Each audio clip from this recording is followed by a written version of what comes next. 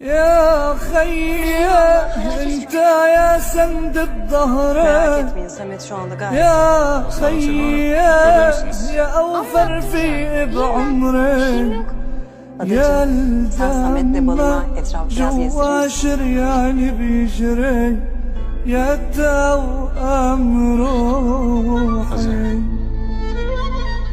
يا خيي تتذكر من كنا صغار، يا خيي شو لعبنا سوي Kampta بهالدار، Samet'in öksürüğünü beğenmediğini يا söylemiştim. ويلي Bugün اسرار koşarken bayıldı. الماضي شو Bu hafta çok كتار düzensiz atıyor. Efor sarf علقاني ettiğinde de nefes بروح. almakta zorluk çekiyor. Bu da يا tek bir şeyin خيي işareti. انت يا Samet'in سند kalbinde bir sorun الظهر، vardır.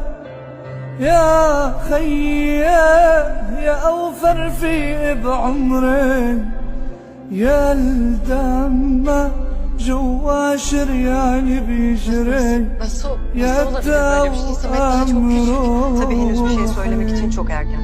Tetkikler yapılmadan bir şey يا خيي Tanıdığım çok iyi bir تتذكر kardiyolog من var. Sizi كنا ona صغار، yönlendireceğim. Tetkikler bugün hemen يا yapılır. خيي شو لعبنا سوي بهالدار، يا ويلي اسرار الماضي شو كتار علقاني بروح. Ne kadar güzel çiziyorsun. يا خيي انت يا سند الظهر، يا خيي يا اوفر في بعمري، Abin ne يا öyle ya?